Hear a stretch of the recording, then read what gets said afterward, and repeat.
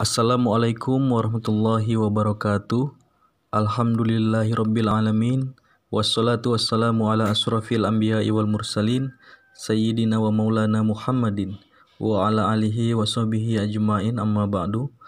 Pertama-tama marilah kita panjatkan puji dan syukur kehadirat Allah Subhanahu wa taala yang telah memberikan kita rahmat, hidayah serta nikmat kesehatan sehingga pada hari ini kita dapat melaksanakan perkuliahan yang kedua kita dalam mata kuliah Fikih Siasah.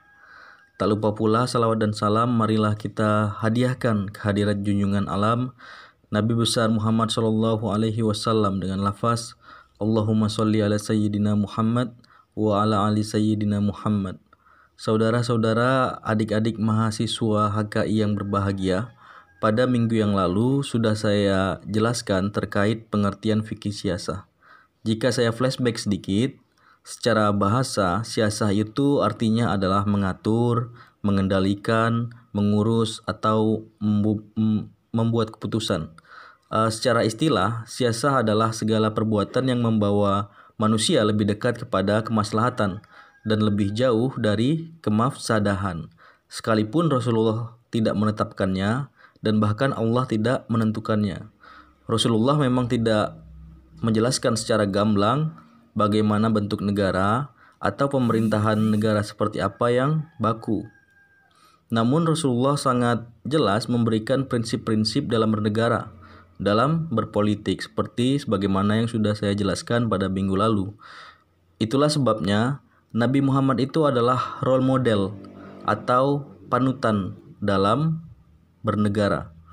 Nah, menyambung pembahasan pada minggu lalu, pada minggu ini saya ingin menjelaskan terkait etika politik Nabi Muhammad.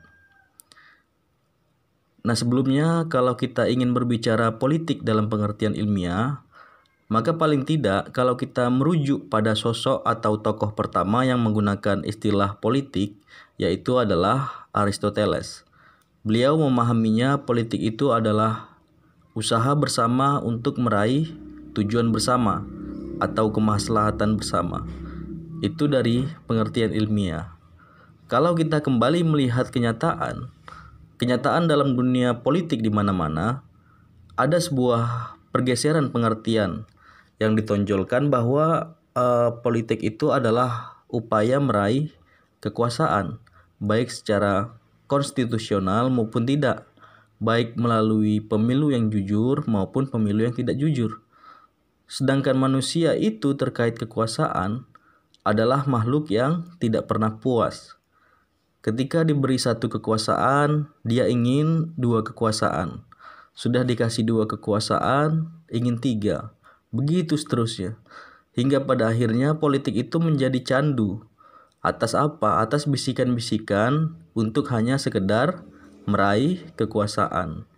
Sedangkan dalam ilmu agama, ada yang dinamai siasah syariah atau fikih siasah tadi. Secara sederhananya, siasah syariah diartikan sebagai ketentuan kebijaksanaan dalam pengurusan masalah kenegaraan demi terciptanya kemaslahatan dan terhindarnya kemudaratan. Nah, jadi dalam kesempatan hari ini, inilah yang ingin saya bahas terkait bagaimana Nabi sebagai role model itu dalam etika politik bernegara. Nah, jadi Nabi diutus ke bumi tujuannya adalah untuk menyempurnakan akhlak manusia sebagai rahmatan lil alamin dan sebagai suri tauladan. Rasulullah menjadi teladan tidak hanya dalam satu bidang saja, tapi lengkap dan komplit dalam semua bidang, baik itu dalam berkeluarga, menjadi pendakwah, menjadi guru, menjadi bisnismen, menjadi pemimpin umat, dan yang lainnya. Nabi selain sebagai pemimpin agama, beliau juga adalah seorang pemimpin umat. Beliau juga seorang negarawan. Nah, jadi beliau adalah seorang nabi dan rasul yang membangkitkan salah satu peradaban besar di dunia. Maka tak heran kalau Nabi Muhammad ditetapkan sebagai tokoh yang paling berpengaruh sepanjang sejarah manusia. Nah, jadi salah seorang ilmuwan yang bernama Fazlur Rahman mengungkapkan, jadi sebagai negarawan itu Nabi dalam tempo yang kurang lebih 1 dekade itu berhasil meraih berbagai prestasi yang tak mampu disamai pemimpin negara manapun. Itu bisa dilihat dari adanya sebuah konstruksi masyarakat baru pada zaman itu. Terciptanya masyarakat Madani yang secara gemilang telah dibangun Nabi ketika beliau memimpin negara Madinah. Jadi hijrahnya Nabi ke Madinah itu menjadi episode awal dari kepemimpinan politiknya yang menjadi titik mulai pesatnya penyebaran Islam di Jazirah Arab.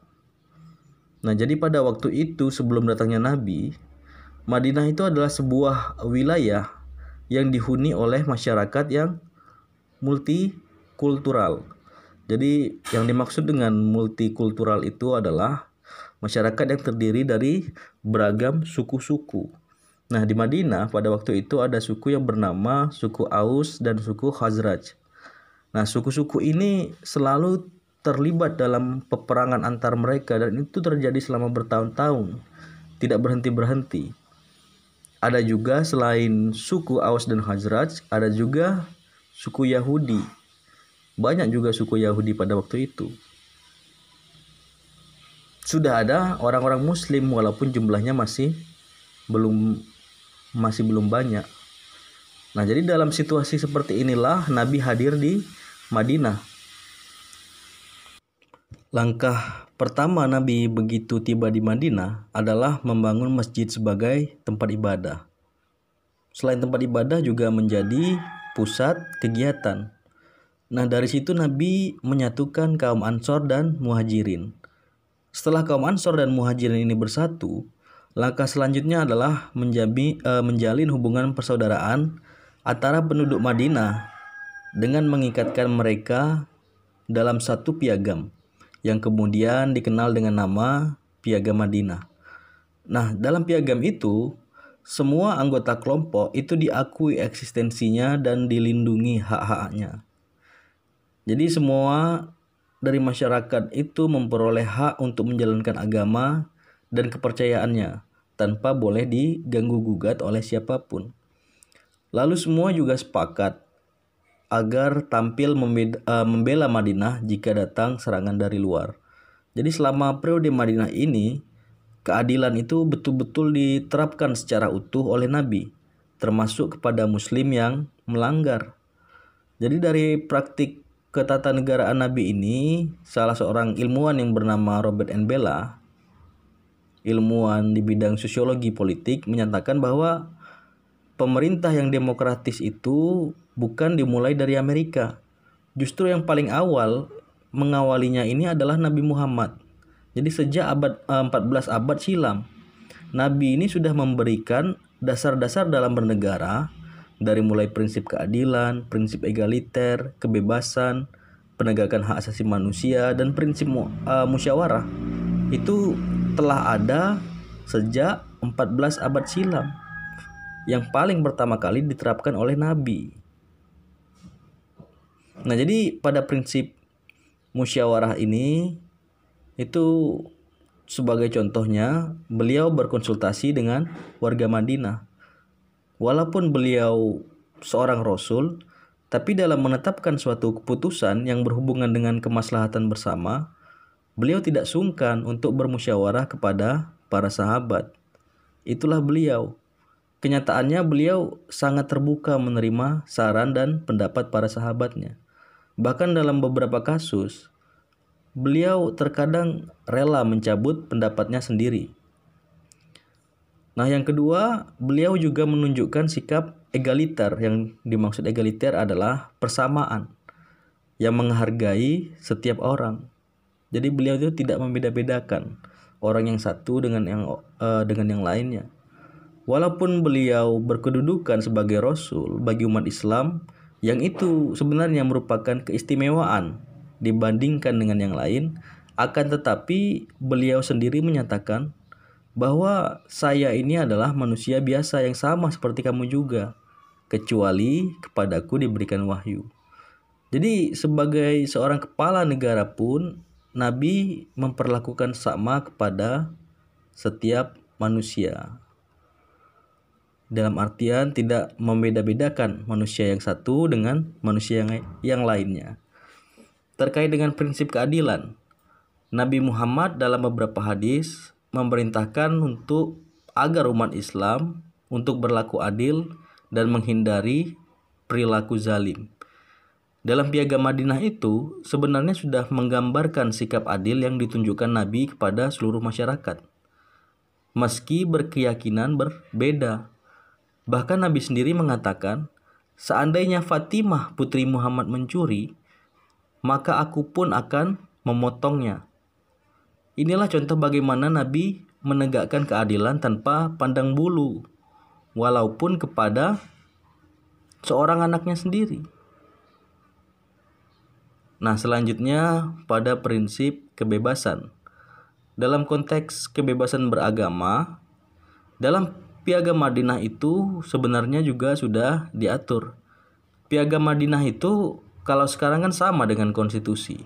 Jadi persoalan kebebasan beragama pada masa itu sudah dijamin oleh konstitusi. Dalam kapasitasnya sebagai nabi dan kepala negara, beliau tidak pernah memaksakan agama Islam kepada non-muslim dengan cara-cara yang keras. Beliau berdakwah dalam arti mengajak manusia dengan cara yang bijaksana, dengan nasihat yang baik, dan dengan berdiskusi dengan cara yang terbaik, dengan cara yang terlembut.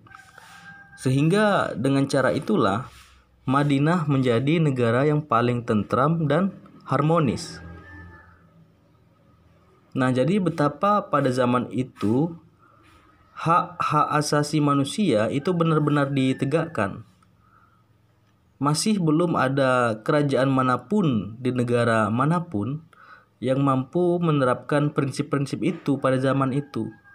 Artinya prinsip bernegara yang sudah diimplementasikan oleh Nabi itu jauh lebih maju, bahkan melampaui zamannya.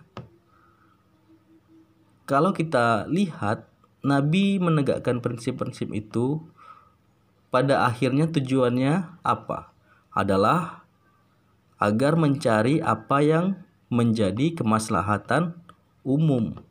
Nah, sehingga bisa jadi beliau mengorbankan kemaslahatan sebagian demi kemaslahatan umum. Saya ulangi, mengorbankan kemaslahatan sebagian demi kemaslahatan umum. Itu prinsip ajaran agama yang harus diselamatkan. Yang hidup harus didahulukan daripada yang mati, dan seterusnya. Itu dasar politik Nabi. Yang kedua, selalu mengarah kepada upaya mempersatukan apa yang terserak. Kalau perlu, berkorban secara lahiriah demi mencapai persatuan. Itu kita lihat misalnya sewaktu dilakukan perjanjian Hudaybiyah. Di situ ada butir-butir yang terlihat sangat merugikan umat Islam. Sampai Sayyidina Umar itu menolak, tapi kata Nabi tidak. Di situ Nabi memerintahkan menulis perjanjian itu, tulislah Bismillahirrahmanirrahim. Kaum musyrik Mekah itu tidak mau. Saya tidak setuju menulis Bismillahirrahmanirrahim dalam perjanjian itu. Saya tidak percaya itu. Kata mereka, tulislah demi namamu wahai Tuhan. Kata Nabi apa? Oke, tulis itu.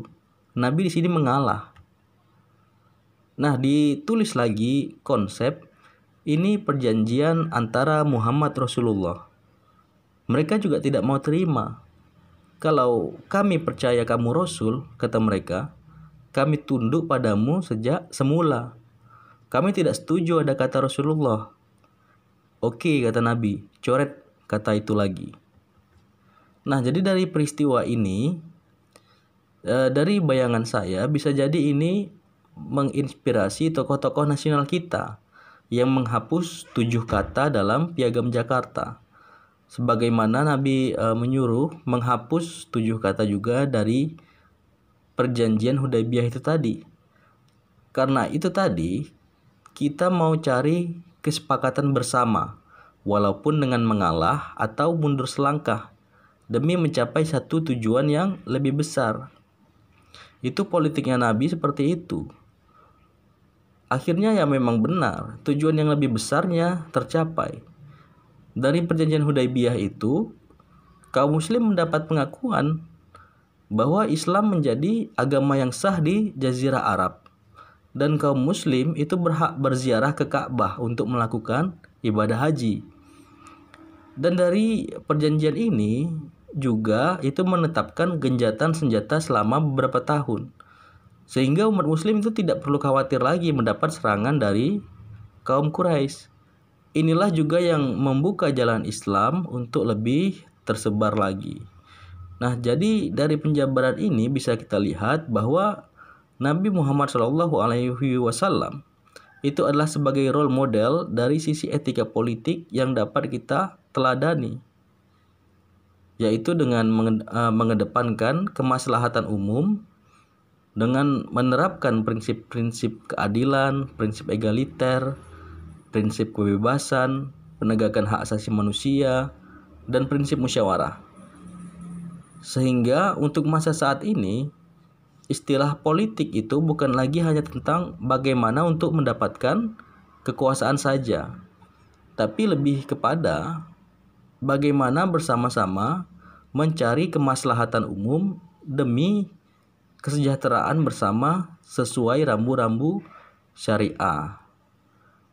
Itulah kira-kira gambaran dari fikih siasah, gambaran dari siasah syariah.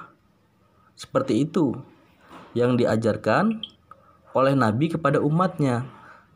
Bagaimana cara menjalankan negara? Kurang lebih seperti itu.